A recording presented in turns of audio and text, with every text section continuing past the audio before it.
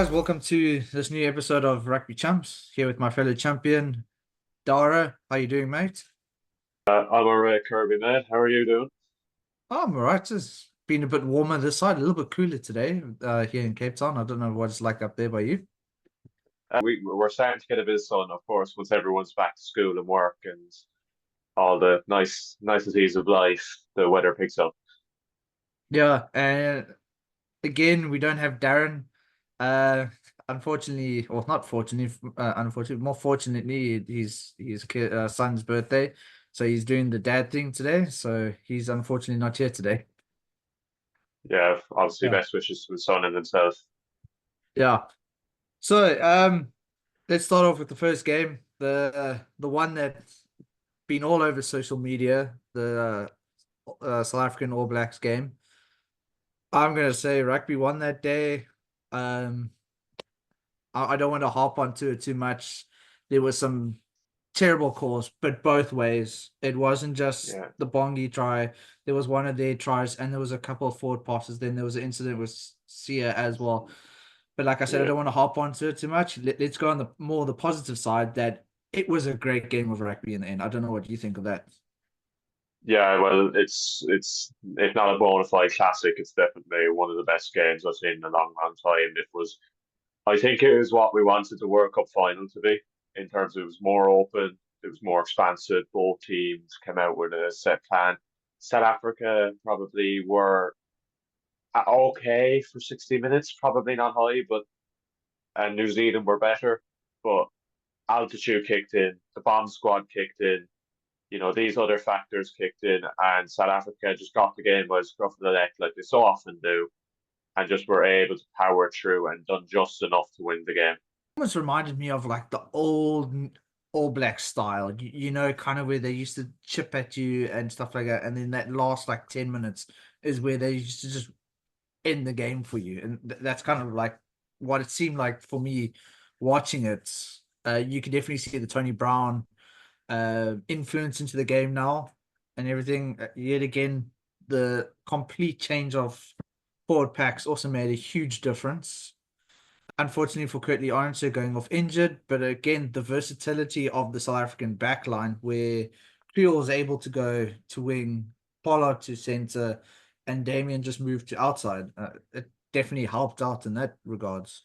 But definitely, obviously New Zealand have a very versatile backline that's very well known, well discussed. They have a couple of lads there that can play 10, 12, 13, and 15. South Africa did show versatility in the backline. Obviously, it was a really unfortunate incident to Kirtley Arendse. It's kind of it's a one in a million. Wrong side of the tackle, get a hit into the head. You can't really do anything about it. But South Africa recovered well. I thought as soon as he went off, personally watching the game, I thought, well, that's the game Mm. for New Zealand. You're shifting around a backline that's already struggling to cope with the New Zealand's backline and how they kind of opened up and expanded and created two tries off of it. But to be fair, South Africa really coped well with Arendse going off and bringing Pollard on into centre, moving Creed out to the wing. They weren't really exploited by it after Mm. Arendse came off, which was surprising to me because I thought if New Zealand snuck another score, that would have been it. But yeah, it was good shuffling from the box. It was. I mean, we were busy having a braai at the same time, and there was a point where I was walking down, going, "Oh no, here he comes!" And the last 10 minutes is still yet to come, and that's when the All Blacks put on literally turn the dagger, give it that final push. But it actually turned around the other way around. It was South Africa that did that final. But I mean, this is what I always enjoyed watching South Africa versus New Zealand. It's never really finished. It's always a game of 80 minutes. It's never like, oh, 60 minutes. Okay, cool. Let's go. It's always down to the last second. Again, it showed that as soon as you think South Africa are out of the game, they flip the switch and all of a sudden they come at you and they come at you hard. I think that, Uh, as I said previously, altitude probably played its part. New Zealand yeah. looked out on their feet. They looked absolutely knackered in the 6th to 70th minute onwards. Obviously, that yellow card didn't help that they got, and they were down 14 to 10 minutes. South Africa scored two tries off it. But, you know, I think New Zealand kind of had to prepare for that. They didn't, and they were punished for Mhm. it. Obviously, this week they're playing at ground level, which we might see if that makes any difference. If New Zealand are fitter in the last 15 minutes and are able to cope more with what the box will throw at them. But yeah, and it wasn't completely the bomb squad. You know, Estebet came on in the first half because Ben Jason Dixon had to go off, and you know, you kind of had it slowly filtered, which seemingly Yeah, worked better than you know the 7-1 bringing them all on at the same time. It takes people time to adjust again. They kind of drip fed it. They brought Estebet on, they brought four on, then they brought another one or two on. It seemed to work better for them than you know dropping them all in at the same time. Ben Jason Dixon came off because Ron Nikia went off. I think it was blood. Then he came back on, and then they just took him off and put Peter Steph back onto the flank. I mean Ben Jason Dixon. You can't. I mean, it's kind of hard to say he had a horrible game. I mean, the South Africans, every single one that plays, even with the inexperience, puts up their hands, and you can never fault them on their passion and their grit to play. It's the way it turned out. I mean, we had in the World Cup where Mani was taken off in the second half, and everybody's like, "Oh, Mani," but it just the way the game plan goes, it might not suit the Dixon play style of play or the what they need done change. But I mean, that's also the whole thing where that mentality that Rusty's bringing in, where you are not better than the team, you are part of the team, you are representing the country who you're playing for. Yeah, it did seem a small bit harsh at the time. It's harsh to kind of pull out one individual. I don't think the Boks were particularly at their best in the first half, but across the Mm. board, I don't think anybody was over out of this world fantastic for the first 50 minutes. But you know, it is part of the cause at the end of the day. You know, Estevez, he probably could have started considering he played most of the game anyway. But maybe it was precautionary, and then you know you saw that the All Blacks were kind of level at scrum time in the first half until the last scrum of the half. So then you know bringing in that extra bulk, you're bringing in that extra power, just kind of drive through, and they won a penalty at the end of the first half out of it. They won a scrum penalty and they knocked it over. And, you know, from there, I think there wasn't that many scrums, but there certainly wasn't any All Black dominance in them anyway. I mean, it almost seemed like that Argentinian game where, due to the lack of scrums, sorry, not the All Blacks weren't able to set their set pieces correctly. It was like almost they relied a bit too much on the set pieces at a point. I don't know if it was just because of the altitude that they were expecting. Okay, the set pieces is where we can take a step back and everything. But it turned around. I mean, I think it was like 14-5, the penalty count against the All Blacks, which is not really what you want to have, especially when you're at someone at home. Um, I I will also put this that if there is any All Blacks fans that are watching, I do apologize for what had happened at that game, where apparently they were doing playing music and the fireworks and the airplane coming over. Um, with the whole respect to the king that had passed away there, but so be it. It happened.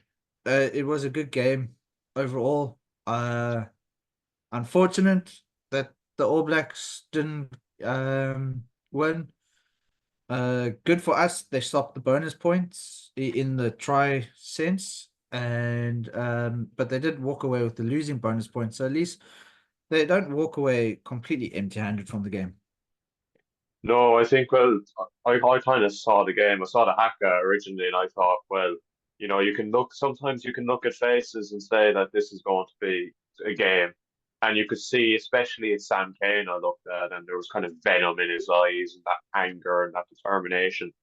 You could tell from then it was going to be intense. It was going to be New Zealand came flying out of the blocks after that. But again, it's part of it. It's altitude, especially. I think going obviously less intense, but the URC Munster really showed how to play at altitude when they went down to Pretoria and down to Ellis Park.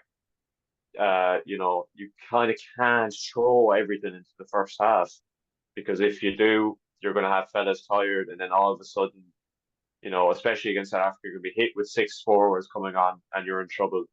Although I do think that Robertson and his attacking coaches specifically can take a huge amount of credit. I think especially Caleb Clark's second try was a brilliant try. where obviously Cree sold himself and Colby sold himself, but it's brilliant hands, and it's a 3v2, and it's executed perfectly. Clark's first try was very good as well. That will probably slightly concern the box because it's kind of the first example, at least in a while, that a team has really got outside them and exploited holes in that kind of 13 to wing channel that there sometimes is. They don't exist for very long, which is why teams don't usually exploit them, but they all that seem to catch them with the second that they're there and kind of break through. But the box came back, they got some tries off raw strength, and that will probably what will be concerning to New Zealand is that the box all of a sudden came back. The line out wasn't a concern despite the kind of lock crisis that was talked about during the week with the Hmm. box. So I think that would be kind of there's a lot of positives for New Zealand, a few negatives, but the same for South Africa. There's a lot of positives. Again, they showed their grit to come through hard games, but they'll probably look at the defense and say they need to kind of make small little tweaks for the game of Cape Town. Yeah, I mean that is true. I mean, it's a positive and a negative depending on which way you look. The fact that South Africa was able to stop Will Jordan, so I think there was maybe a little bit more concentration on the Will Jordan success rate of getting over the line because they managed to stop him this game. So there was a bit of that. So I mean, like I said, depending on which way you look at it, it was a positive and negative. But it probably took the attention off of Caleb Clark a bit, which gave him that opportunity to break through because they were playing it to him a lot more than they were to Jordan.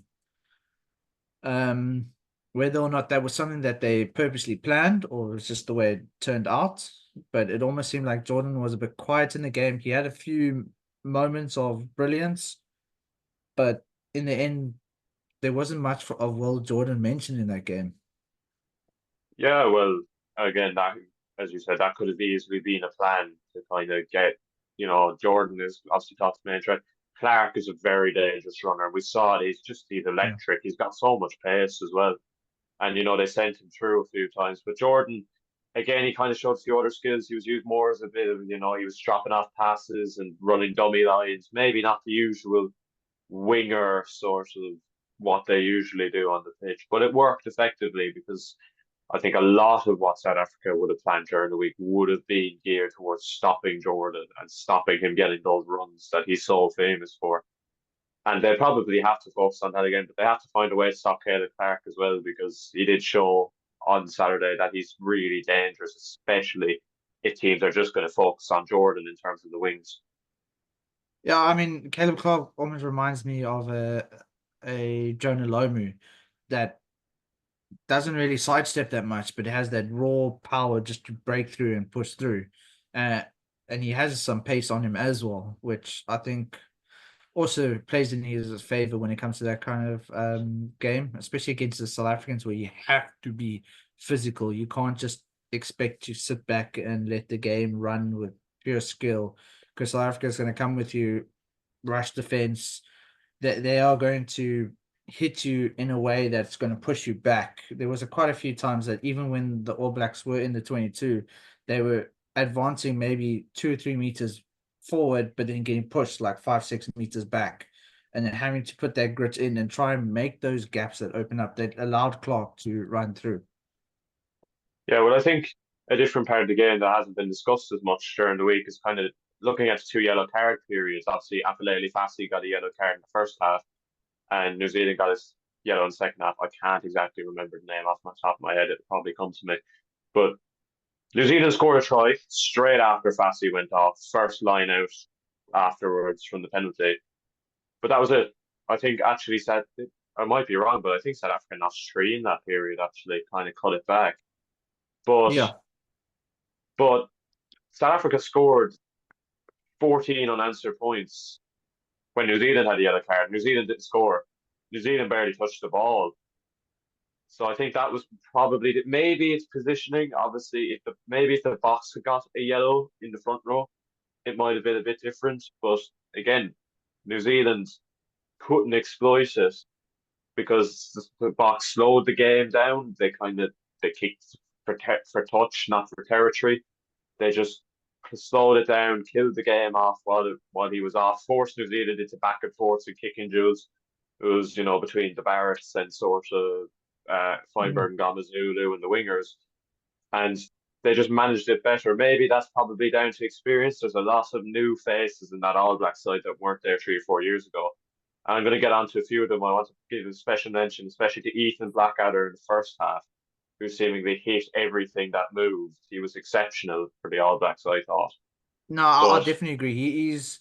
He's been a real MVP in this whole tournament so far, where he's been putting his body on the line. He's been making those hits. I think he's quite high on the dominant tackle list percentage. I don't have it on me right now, but I mean, he definitely is someone that needs to be watched when you're on attack and everything. You almost need to try to keep him occupied to allow yourself to break over the advantage line.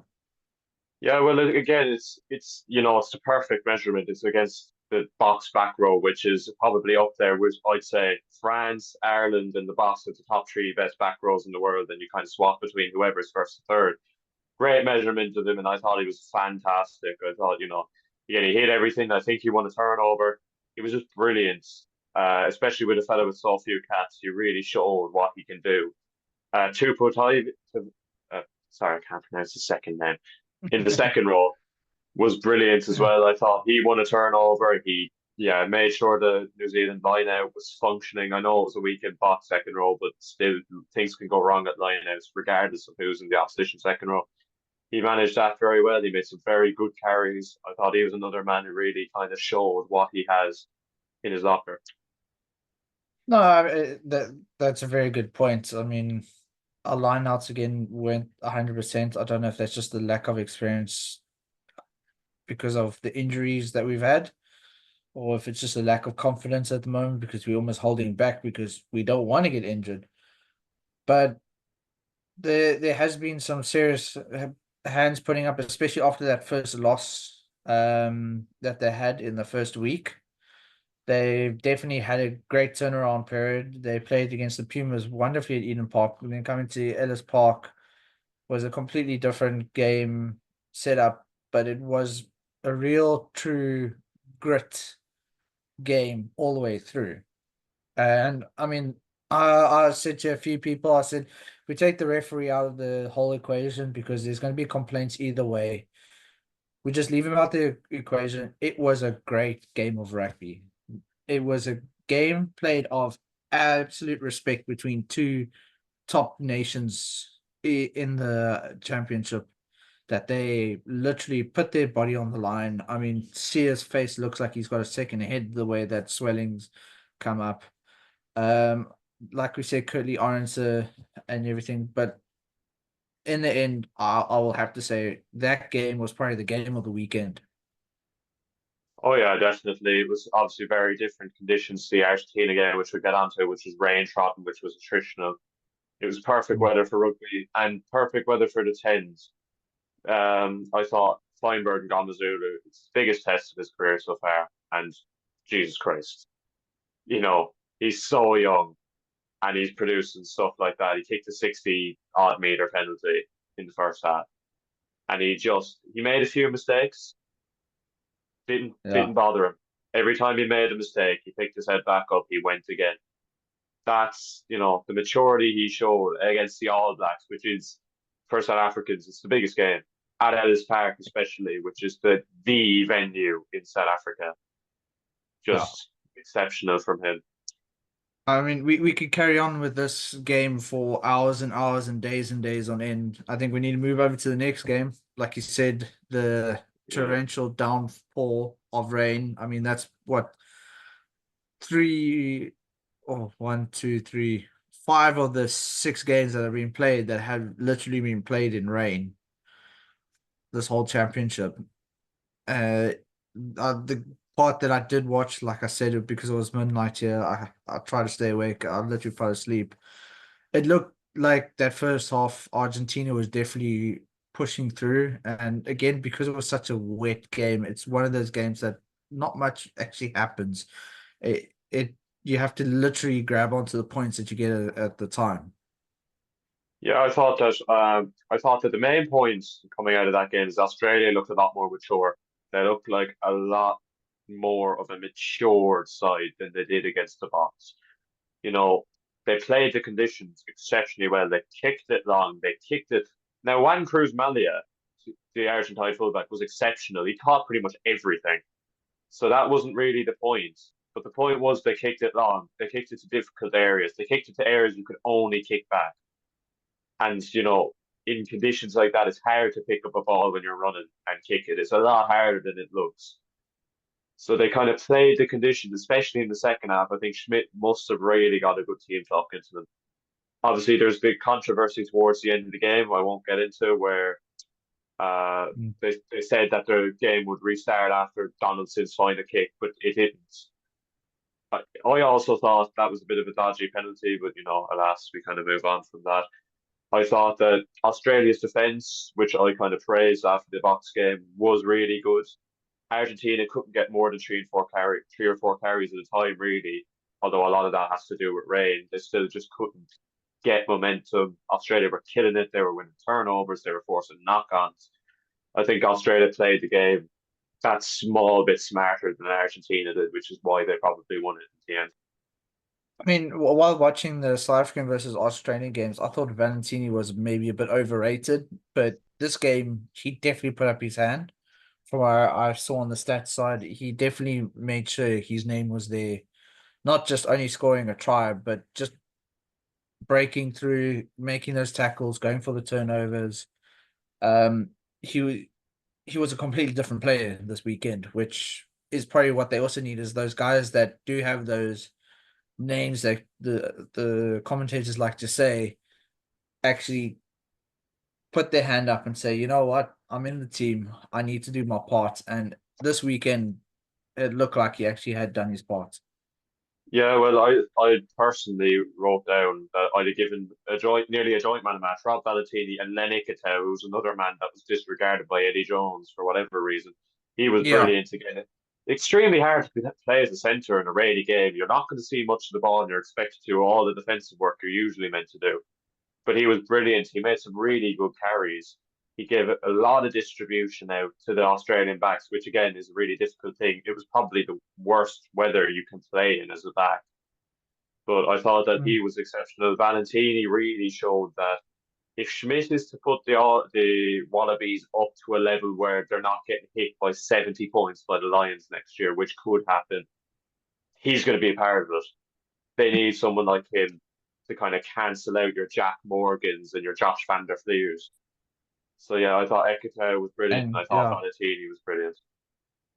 No, I mean, this is also the time that the guys need to actually put up their hand is the rest of the championship and also the Grand Slam tour that they have at the end of the year because right now the thought process is even if it wasn't to win the championship, is to make sure that you are properly ready for when the Lions come in down south. I mean, it is huge. I mean, here in South Africa, we're even talking about the Lions tour and discussing how we think it's going to turn out. I'm one of those. I'm always like, let's rather wait until the end of year tour to see what happens, and then with Super Rugby, when watching, see what the Super Rugby looks like. But right now, I think the Grand Slam tour is going to literally tell us how that Lions tour is going to be.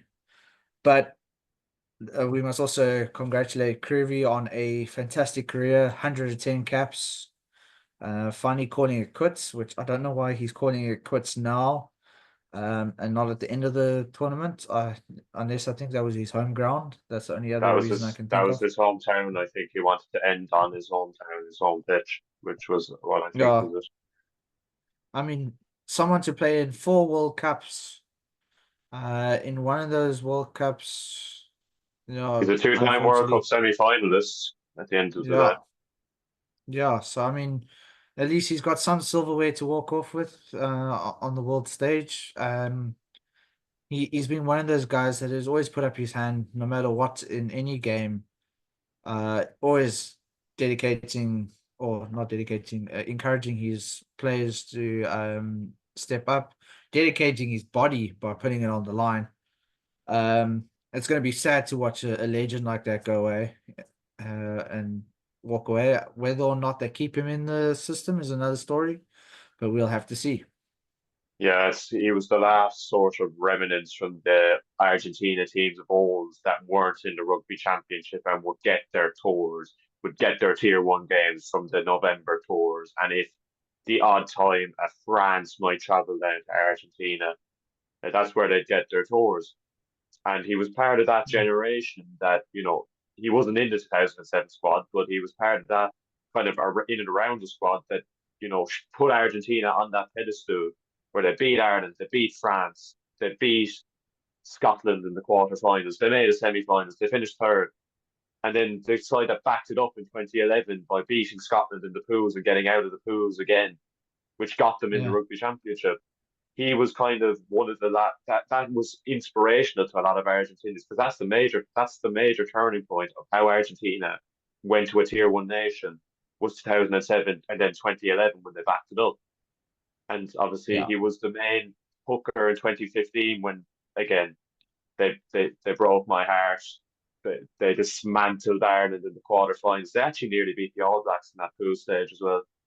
And again, this time around, he broke Welsh hearts and he got to another semi-finals. So, legend of the game, 110 caps, most capped Argentine player ever. His second, he's actually getting caught up by Julian Montoya, who was his understudy for years.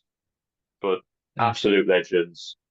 Apparently, an absolute gentleman to a couple of people who've met him. What I've seen online, he's meant to be an absolute gentleman and Yeah. just a warrior, a man who'd fight and die for you on the pitch.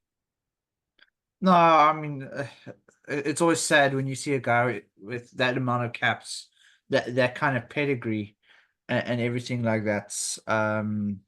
Step away from the game. I mean, it's always sad to watch that, but there needs to come a time where you say enough is enough, and step away. And I wish him all the best. I wish him a fruitful life with his family, wherever he may end up, whether he ends up coaching somewhere or he goes into another business venture or whatever. I wish him all the best in that. Yeah, I hope that we see more of Augustin Creevy if that's part of a backroom team somewhere or whatever it Yeah. is. I hope we see more of him around somewhere. Yeah. But I mean, I think we need to talk about predictions this weekend. Unfortunately, Rassi had decided to keep his cards to his chest, and he's only releasing the team on Thursday. Today's Wednesday when we're recording this, so we actually don't know any of the teams right now. But I think we're going to see a very similar team both in the All Blacks and for the Springboks. And I'm actually going to say again, like it's going to be close again. It's going to be down to those 4 or 5 points again, and it's going to be South Africa pull off because South Africa wants that Freedom Cup. If we win this game, we win the championship and we win it at home, which I think is another thing that the Springboks that goes in their favor with this game. It's extremely hard to predict, isn't it?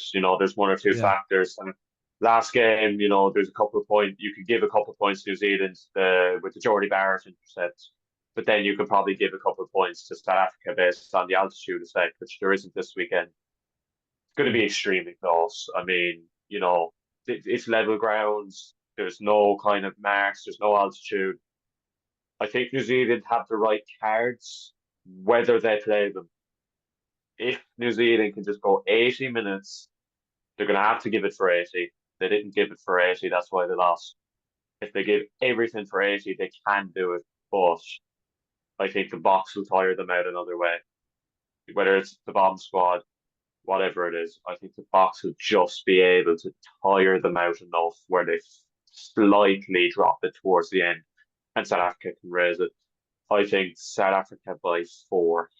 Again, yeah. absolutely. Stadium is literally a stone throw away from the sea, Yeah. and everything. So like I said, I am going close. Argentina versus Australia this week as well. I think Argentina has got a lot to prove to themselves this week.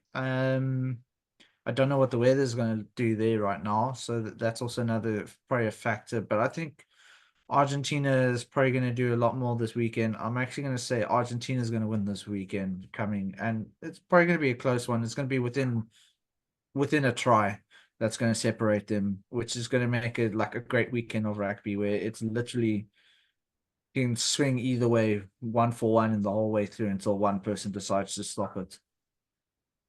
Yeah, I agree. I think Argentina are going to win. I think that they were kind of, I don't know if you saw the build up to the last penalty, but they were one kind of unlucky bounce and Mm. Australia regathered the ball, and that's all what happened. I think Argentina play smarter. I think you're right. They have a lot to prove. They're at home. They're against kind of the weakest opponent in the rugby championship. Definitely weaker than the All Blacks and Springboks. They have a lot to prove. I think they'll prove it. They're going to be desperate to win this game. If they win, you can probably say they avoid the wooden spoon. It's very unlikely that the Wallabies beat the All Blacks twice. So I think they're going to put everything into this game. They're really going to hit for it. I like what Contepomi is doing there, and I'm going to say Argentina by 6. Yeah, again, it's down to that one try that's going to separate them and everything. So yeah, it's going to be a great weekend. Rugby's definitely going to be the winners this week. I literally can't wait. Though I think on South Africa's side, when it comes to the team selection, we're gonna have to wait and see what's happening with Sia, if they are going to select him. And currently, I was at a talk on Monday with Jean de Villiers. Jean says the right thing is to sit Curtly out maybe for the rest of the game. Don't rush him into it before Yeah, we have another Pat Lambie incident or case for South Africa. The nice thing is we got enough players behind to put their hand up and say, I'm ready to take that role. I'm ready to step up. I'm ready. I would honestly like to see Van der Merwe back in to the team. Um, he did well against Wales in the Wales. Qatar Cup. Yeah. And I think he's someone that deserves another a nod, or even someone like Angelo Davids, who has also been putting his hand up constantly at the Stormers. But good news on the South African front is Kitshoff played for Western Province this weekend, which is a good sign that he'll probably be back in the side. Um, who goes out is another story because again, I'm glad I'm not Rusty because I would not know who to take out because everybody puts up their hand. Everybody makes a difference off the bench or just from the kickoff. See what the team looks like tomorrow. Yeah, well, whether they put Kitchoff in, considering how long his injury's been, and it's just one Curry Cup game, is whether to be known. I think if he does come in, Steenekamp is going to have to drop out. But on the front of the winger, I hope Van der Merwe gets a shot because I like him when he's with Stormers. He's rapid, he's really hard to stop. There could be the suggestion that maybe they put Fassi out on the wing and bring LaRue back in at 15. That's another solution, probably. So you have those, you have Angelo Davis. I don't think he'll get the goal unless you've been playing for the box really recently. I don't think they're going to stick you in first test really against New Zealand. But Fair uh, point. I mean, the nice thing about Davids is as well, he was in the seven setup, so he is a very versatile player in that regard. That even if you are meant to be a backline player, you also need to play like a front row player because of the style of game that sevens is. But yeah, we'll just have to see what if Edwall Van der Merwe. I mean, when he was at the Stormers, I thought he was fantastic. I was sad to see him go to the Lions. Unfortunately, at the Lions, not much happened there because, yeah, it's the Lions. But also, you have to give props to the Lions. They have actually been quite a young side lately, so they don't better than the really have Sharks that. anyway. Well, in the URC, not when it comes to Challenge and Championship Cup. But yeah, I think that's it for today. I don't know if you got anything else to add from your side. No, no, I have nothing else really to add. All right, cool. Well, thanks very much, everybody, for tuning in today. We'll definitely do a follow up on what happens after this weekend. I think there'll be another break, which we might just have a quick catch up and then see what happens there. Please remember to like, share, and comment on the video. We would like to hear your guys' sides and what you think, and we might even bring in a few next time when we chat. But from myself, cheers. Talk to you lads. All right. All right, cool. Have a good one, everybody. Cheers.